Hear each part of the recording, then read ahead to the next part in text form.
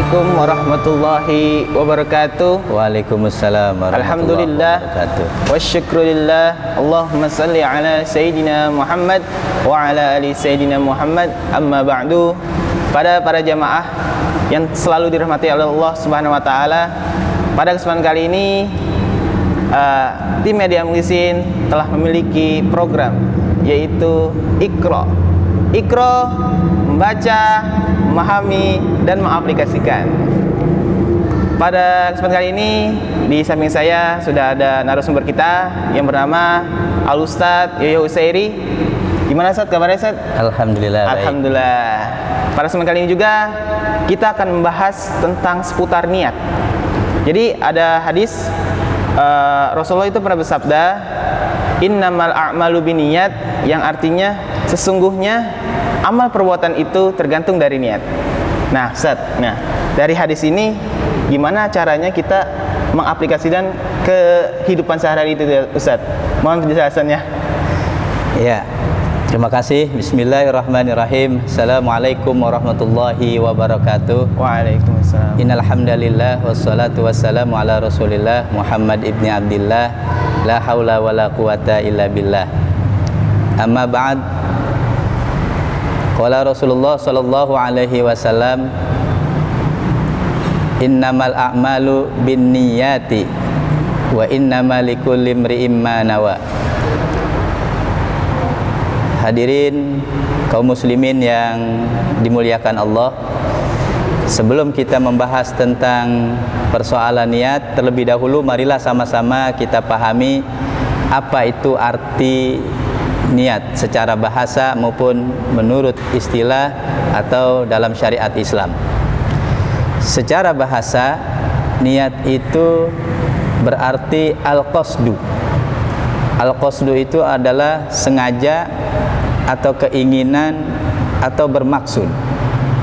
Sementara menurut istilah, di dalam kitab Fathul Qarib Al-Mujib disebutkan bahwa niat adalah qasdu syai'i muqtaranan bi fi'lihi fa in tarakha anhu summiya azman. Jadi niat menurut syara adalah bermaksud atau menuju sesuatu yang diiringi dengan perbuatannya. Tetapi jika tidak diiringi dengan perbuatan, maka itu bukan dikatakan niat. Dia dikatakan azam. Ya. Jadi niat itu adalah bermaksud atau menuju sesuatu dibarengi, diiringi dengan perbuatannya. Tanpa diiringi perbuatan itu namanya azam. Itu pengertian niat menurut istilah syara. Nah, niat itu di mana tempatnya? Niat itu tempatnya adalah di dalam kitab Safinatun Najah, wa mahalluha al-qalbu. Jadi niat itu tempatnya adalah di dalam hati. Tetapi wa talaffuzu biha sunnatun. Melafazkan dari niat itu adalah sunnah hukumnya. Misalnya ketika kita akan melaksanakan ibadah sholat, ya, maka niat itu harus kita lakukan berbarengan dengan takbiratul ihram, dan di mana niat itu harus berada di dalam hati. Atau misalnya ketika kita akan melaksanakan wudu, maka niat berwudu itu pun harus kita ucapkan di dalam hati berbarengan dengan ketika kita akan membasuh muka. Nah, inilah niat. Jadi harus berbarengan. Terkecuali adalah ketika kita akan melaksanakan ibadah puasa, maka niat di sini tidak berbarengan dengan pelaksanaan ibadah puasa. Khusus untuk puasa, maka niat dilakukan pada malam hari, barulah puasanya dilakukan pada siang hari.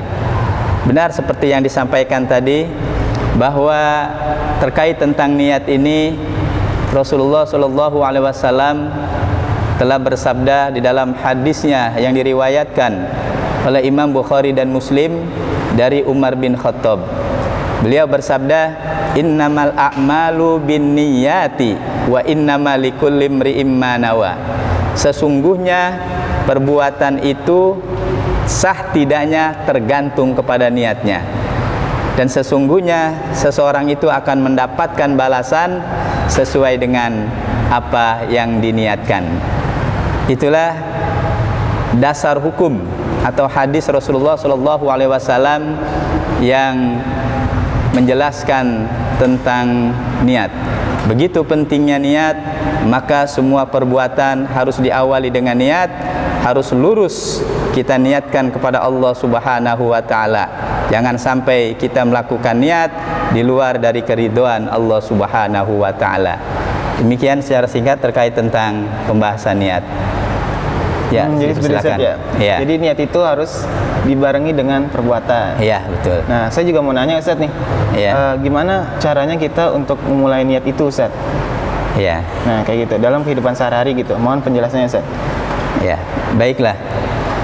Jangan kemana-mana. Tetap di Iqra, membaca, memahami, dan mengaplikasikan.